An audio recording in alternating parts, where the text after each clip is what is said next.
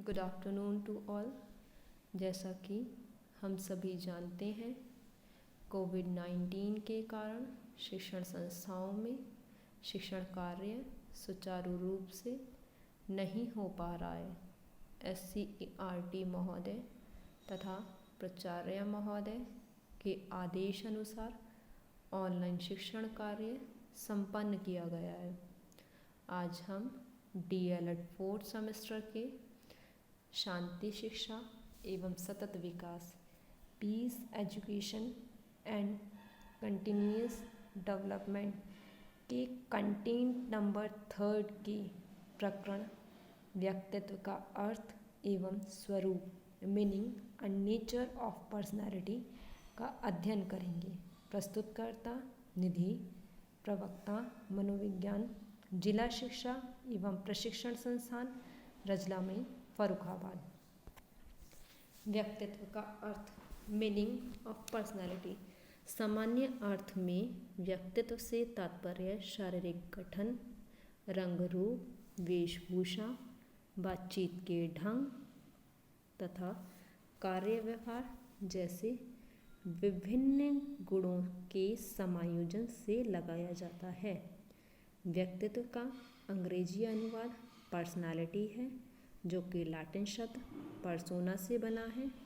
Persona शब्द का अर्थ नकाब या मुखौटा मास्क से होता है, जिसे नायक या नायिका रोल प्ले करते समय अपने चेहरे पर लगाते हैं।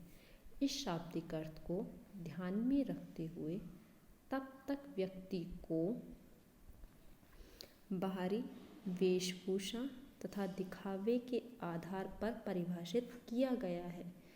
दूसरे शब्दों में व्यक्तित्व से तात्पर्य वह जो दूसरों को दिखाई देता है, जिससे व्यक्ति का बाहरी दिखावा भड़कीला एवं आकर्षक होता था, उसे अच्छे व्यक्तित्व का व्यक्ति तथा जिसका बाहरी दिखावा साधारण एवं आकर्षक होता था, उसे कम अच्छा व्यक्तित्व समझा जाता था। सम डेफिनेशंस ऑफ पर्सनालिटी। कुछ परिभाषाएं हैं व्यक्तित्व की।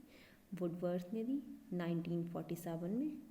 व्यक्ति का संपूर्ण व्यवहार ही व्यक्तित्व कहलाता है। Personality is the individuals total behaviour. Allport ने 1937 में। व्यक्तित्व व्यक्ति के भीतर उन मनोशारीरिक तंत्रों का गतिशील या गत्यात्मक संगठन है जो वातावरण में उसके अपूर्व समायोजन को निर्धारित करते हैं।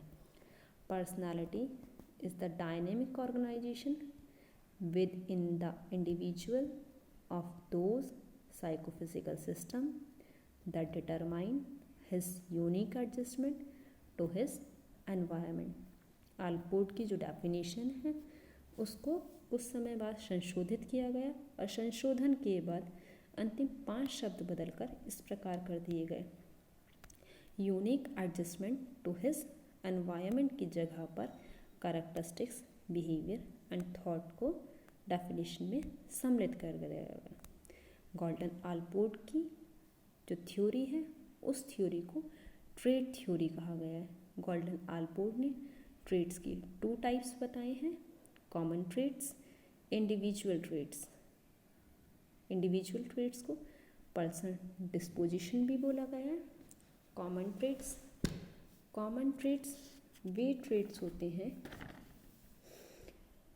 जो सभी व्यक्ति में एक समान होते हैं। किसी व्यक्ति में इनकी मात्रा ज़्यादा तो किसी में कम दिखाई देती है, जो किसी समाज या संस्कृति के व्यक्तियों में अधिकतर पाए जाते हैं, जिसके आधार पर लोगों की तुलना समाज और संस्कृति में की जाती है, जैसे dominancy, aggression and anxiety. Then second is individual trait. Individual traits के आधार पर हम व्यक्ति की तुलना नहीं कर सकते हैं, बल्कि एक व्यक्ति को विभिन्न पहलुओं पर रखकर उसका अध्ययन किया जाता है। जैसे कि आप देख ही रहे होंगे, इंडिविजुअल ट्रेड्स और कॉमन ट्रेड्स के बीच कुछ डिफरेंसेस हैं, वो हम देखते हैं। कॉमन ट्रेड्स समाज के अधिकतर व्यक्तियों में पाया जाता है।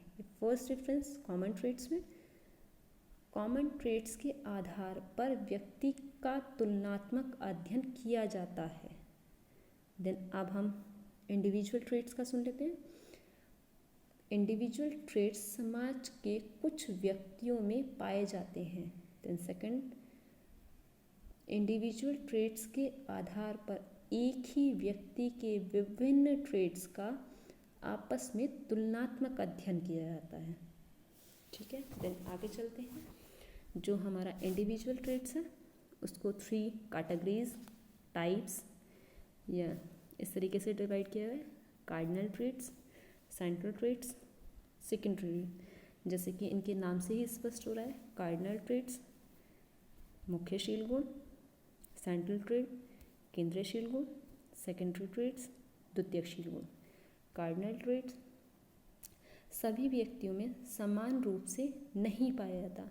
अगर किसी व्यक्ति में कार्डिनल ट्रेड है तो वह छिपाया नहीं जा सकता और व्यक्ति के व्यक्तित्व की व्याख्या उसके कार्डिनल ट्रेड्स के आधार पर ही की जाती है।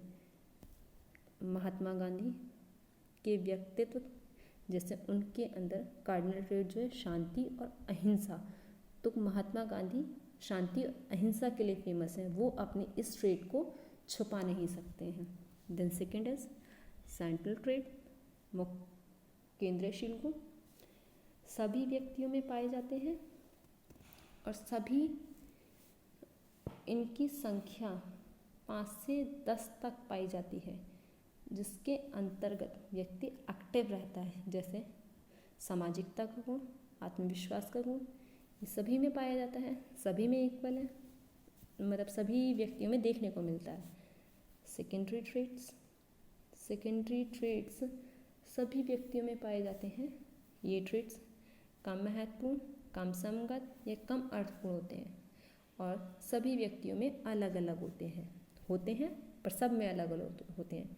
जैसे किसी खाने की हैबिट, किसी का हेयर स्टाइल, किसी के ड्रेसिंग सेंस, सभी का अलग अलग होता है। सब में ये ट्रेड्स कॉमन नहीं